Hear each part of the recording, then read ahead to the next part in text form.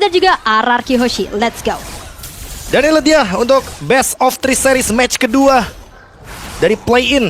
Yang kalah pulang, yang menang akan bertemu dengan Vulcans dari Filipina. Dan akan ditemani oleh KBO Muawa. Sangat jarang, rare sekali. Terima kasih ESL untuk mengambil resiko itu ya. Oke, di bagian topnya Hilda. Hilda EXP lah. Hilda bakal ketemu dengan Povius ya. Dan memang kalau Hilda ada di EXP sebenarnya dia masih punya movement speed yang lebih cepat ya. Untuk bisa meninggalkan Povius. Ya udah untuk nge-backupin nanti tim fight-nya. Dari emblem setnya juga Hylos Hilda ini ya. Sama-sama dengan emblem tank nih. Sama juga dengan EXP dengan Roamer buat RRQ Hoshi. Mungkin rotasi di rivernya agak berbeda ya. Trill dan juga Wilderness Blessing. Jadi otomatis akan membuat kendali dari Hildanya Kirk lebih leluasa di area sungai. Dan bahkan bisa membukakan map lebih dalam. Brusco sekarang coba untuk mengganggu karena Setsujin sudah level 4. Coach Shadow di open masih mau dipaksa seperti dengan Retribution. Nah, harus mundur ke arah belakang untuk bisa menghindari bahaya yang diberikan sama Onyx Philippine. Yap, harus berhati-hati tetap. Dan kita melihat ada 4 spell hijau nih lawan 4 spell kuning. Joy kali ini langsung dengan Electrifying Beats. Gak ada apa-apa lagi. Idok hanya mengeluarkan Flicker Trigger untuk di menit yang kedua saat turtle up. Yap, ini dia tim Flicker lawan tim 2 Revitalize dan 2 Purify. Tim hijau. Tim hijau. Tim hijau. Revitalize dan 2 Purify untuk menghindari Implosion. Yap. Tapi dengan tidak adanya Flicker, Idok otomatis susah banget nih untuk langsung reach out ke belakang. Nah ini dia nih ya, keunggulan buat Hilda sendiri bisa langsung nabrak. Langsung ada Sacred Hammer dan Quest Shadow Kill juga, bahkan Kirk dengan Revitalize masih mampu untuk survive. Menyelamatkan diri dengan pasif dari rumput dan Setsujin sudah tidak memiliki lagi Shadow Kill ketika turtle up. Untuk 2 menit awal RRQ Hoshi penuh akan tekanan dari Onyx Philippine. Yap, double Revitalize yang menyelamatkan. Bahkan kali ini first bloodnya diamankan oleh Kirk. Kirk pun tumbang, tapi Retribution Battle dimenangkan oleh King Kong. 1 tukar 1 Dairon masih dikejar, tapi kayaknya nggak bakal overextend. Karena kedua tim nggak mau ambil resiko. Wow, RRQ Hoshi masih sanggup untuk mengimbangi sebenarnya untuk area dari tim fight yang tadi. Dan net Super Prince very low dari MP dia, yang dimana seharusnya sebentar lagi akan melakukan recall juga. Dan Setsujin kembali akan melakukan farmingan. Lihat untuk di area topnya, Crips buat Setsujin sudah mulai diambil. Dan di bagian bawah ternyata Kelra lebih agresif nih sepertinya. Magic Wand, Joy, first item, Dairon dikejar, paksa Flicker sepertinya. Di menit 249 otomatis 2 menit ke depan Dairon mungkin saja bisa digank. Bisa dihajar terlebih dahulu karena Brusco udah show up untuk menutup orange buff. Dicuri om. Wow, tapi Glorious Pathway lagi-lagi sudah dibuka nih, Be. Oke, Setsujin dikejar. Kali ini Shadow Kill Force dipaksa udah dibuka. Bahkan ada Eternal Guard, tapi Setsujin tidak memiliki lagi kuat Shadow. Dan tumbang terkena Kelra. Electrifying Beats, Ice Retribution, dan bahkan Rinse bakal coba untuk mundur dan tidak memaksa flickernya keluar karena itu akan menjadi berbahaya. Ya, Roamer tukar jungler, jelas ini kerugian untuk RRQ Hoshi. Dan kita selalu melihat ya, isi dari jungle milik RRQ Hoshi ada King Kong. Ada 1 Leonin kecil nih yang mengambil Crips demi Crips juga yang berusaha untuk unggul. Dan Rinse, Eternal Guard kena, Rinse dalam ancaman dan masih dipaksa untuk flicker keluar. Super Prince masih mampu untuk mundur ke belakang dengan double dash yang dia miliki. Wow, dan lagi-lagi ya Kelra ya, ini selalu tidak menyanyiakan juga sebenarnya peluang dari Heavy Crossbow. Kita selalu melihat dipakai. Glorious Pathway, Brusco mencoba untuk mengganggu ke arah Idok hanya untuk memaksa lagi dan lagi flicker om. Biar Idok nggak memiliki flicker ketika objektif turtle up. Dan ini selalu kita lihat pemaksaan penggunaan battle spell dari Onyx Piats yang sangat bagus. Iya, targetingnya sih. Dia tahu siapa hero utility-nya. Rinse duluan, Idok duluan, baru Setsujin nantinya. Iya, dan mereka dengan memancing seperti itu dengan cooldown time yang lama juga buat Flicker akan lebih aman dan nyaman ketika mendapatkan objektif juga. Dan setup sudah akan dimulai. Onyx Piats mereka terlebih dahulu ada di sana. Bagaimana Glorious Pathway dari Brusco memang belum ready, tapi 2 Revitalize ready, 2 Purify juga ready. Ini dia, loncat manja dari Dairon. Sudah kehilangan 2 bar HP. Kuat Shadow-nya connect. Setsujin bertemu dengan Super Prince, tapi tidak mau di-force untuk Shadow Kill-nya. Terlalu beresiko. Kirk sudah mulai muncul di area depan. Glorious Pathway dibuka, dan bahkan Double Implosion mungkin akan digunakan, tapi ditahan terlebih dahulu oleh Idok. Dan kali ini Electrifying Beats, Implosion got nothing to do.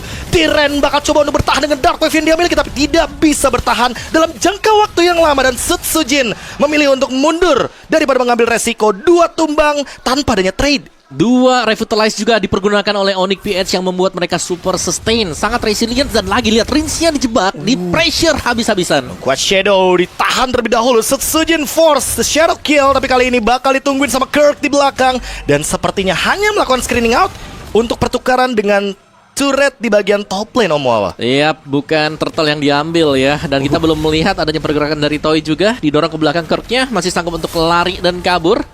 Yes, itu dia kekuatan dari Hilda yang selalu bisa memancing ya. Source skill dari lawan untuk keluar juga. Turtle masih ada di sana. Ini dia momentum. Ketika turtle kedua yang kita perbincangkan Om, Glowing One ada di tangan dari Super Friends, membuat efek Life Bane akan dimiliki oleh Onyx Philippines. Sacred Hammer ke depan, Kirk mungkin akan ditarget, dan bahkan Eternal Guard semuanya all in karena Kirk. Sutsujin bakal mencoba untuk mengambil kesempatan mendapatkan Retribution Barrel, dan itu dia Sutsujin dengan turtle kedua yang diamankan plus 1 point kill dari Kirk. Wow, teamfight yang sangat continuous kembali terjadi ya di bagian turtle yang kedua tadi. Dan Kelra sayangnya memang cukup terlambat untuk bisa join teamfight sehingga tidak memungkinkan King Kong untuk melakukan peraduan. Retribution tadi di turtle yang kedua juga. Dan RRQ Hoshi, pelan-pelan mereka sudah berhasil untuk melakukan build up. Dan terlihat bagaimana Toy ini punya damage yang cukup untuk bisa melakukan meltdown terhadap Kirk ataupun nantinya untuk Brusco. OTW Golden Staff untuk Toy, karena dia bisa lebih cepat lagi memberikan true damage dari pasifnya Om Wawa. Dan tapi yang permasalahan utamanya nih, King Kong yang dari tadi nggak ketahuan sama sekali. Farmingnya masih aman banget, level 11 juga bahkan. Yep. Perbandingannya 2 level dengan Sutsujin. Yep, itu yang bahaya ya nanti. Itu yang bahaya sih. Dan dia Nggak ketahuan. Sacred Hammer, Wah, gitu. miss the shot.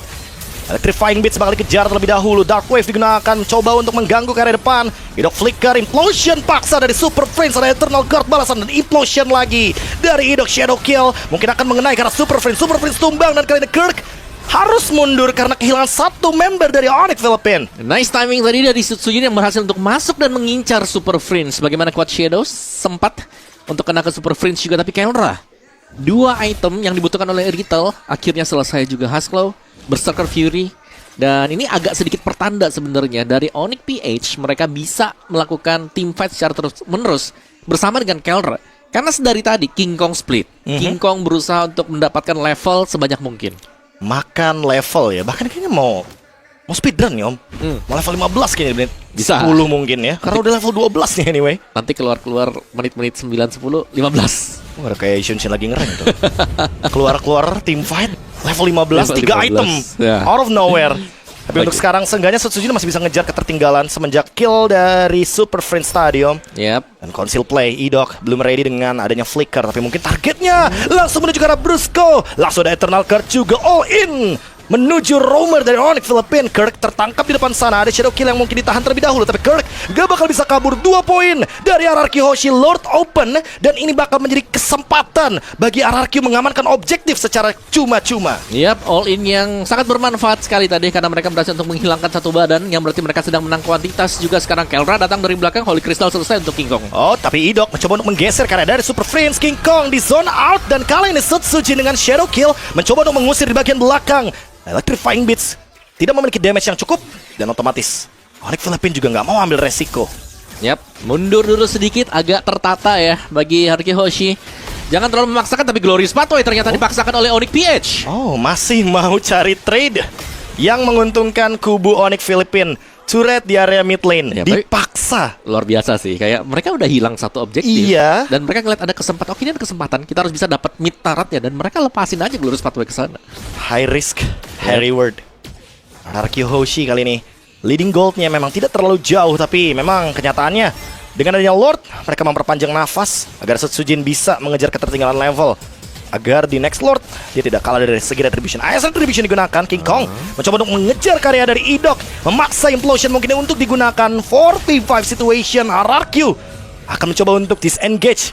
Mereka kiting, mereka tarik ulur, tapi Sutsujin setengah darah kayaknya nggak bakal mau untuk teamfight. Dan tadi ada agak sedikit kerugian juga sih untuk Onyx PH ya, karena mereka belum mendapatkan purple buff-nya yang untungnya memang tidak tercuri. Dan lihat, Lord yang dibiarkan oleh Onyx PH ini yang berarti akan menjadi pedang bermata dua juga, karena mereka sudah melepaskan banyak source skill ya. Berarti untuk di bagian turretnya Lord akan terdorong secara pelan, dan wave super minion tetap akan keluar untuk RRQ Hoshi. Brusco high loss hanya bisa membadani saja ya tentunya semua damage yang diterima dari Toy. Gimana pun caranya mungkin Dominance Ice yang paling bisa menjawab attack speed yang begitu tinggi dari Kari.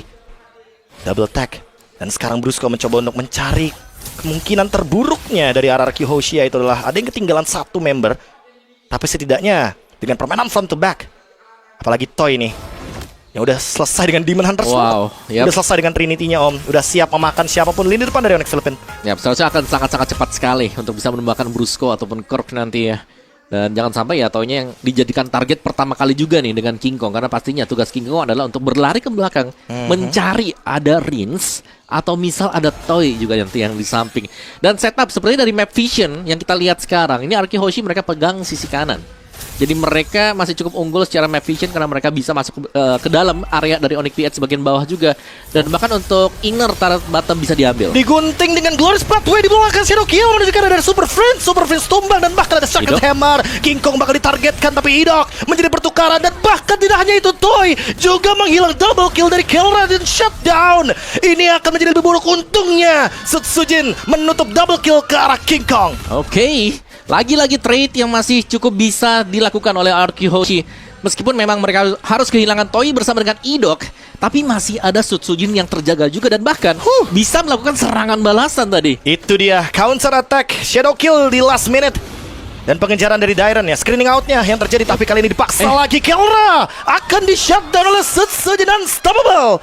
Didapatkan oleh Hayabusa dari Sutsujin. Yap, Sutsujin menjadi eksekutor handal sekarang untuk Arki Hoshi. Dan Kelra yang tumbang, secara damage output untuk Onyx PH agak sedikit terbatas. Dan Tigreal ini jelas menjadi masalah bagi Onyx PH. Implosion dari Idok yang selalu mengancam. Ini dia, Toy juga ready di belakang. 4 melawan 5, bukan angka yang bagus untuk Onyx Philippines all in ke sana. Dairon cukup jauh, gak ada flicker. Dark Wave-nya miss the shot. Dan Dairon dalam ancaman, langsung ada implosion dari Ido, covering fire, tapi dibalikin. Super Friends langsung mendapatkan tua, tapi kali ini King Kong tertahan di depan dan double kill dari Toy. Pertukaran 2 untuk 2, RRQ tetap untung dengan Lord sebagai balasannya. Yap, dan power dari Kari dari Toy juga terlihat, damage yang diberikan sangat masif sekali.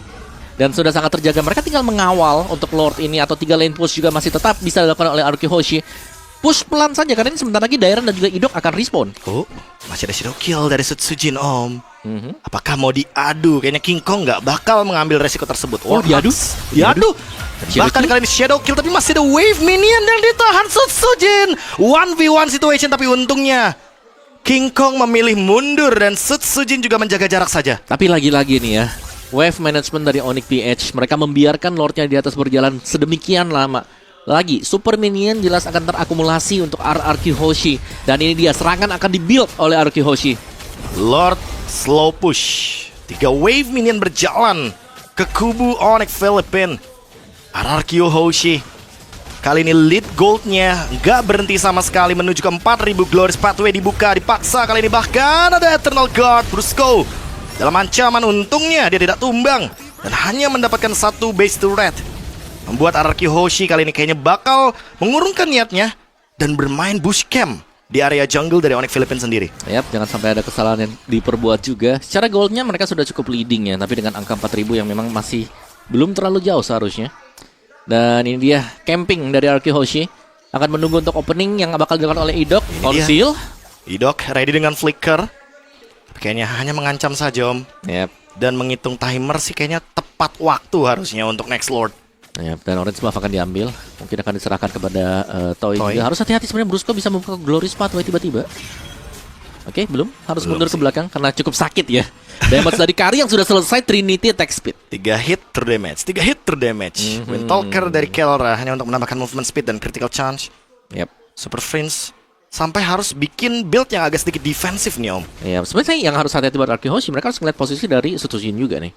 Karena Sutsujin lagi jauh, jadi otomatis ya mereka harus bisa ada di belakang dulu, menahan ya, jangan sampai terlalu ngebuka. Karena aku ngeliatnya dari tadi, yang bisa masuk buat jadi finisher tunggal atau murni sebenarnya itu Sutsujin. Udah pasti sih. Yap. Apalagi dengan Blade of Despair dan si Halberd sebagai item penutup dari Sutsujin, agar nantinya efek shield, regenerasi, atau bahkan efek dari Husklow-nya Kelra Lifesteal semuanya akan terpotong 50%.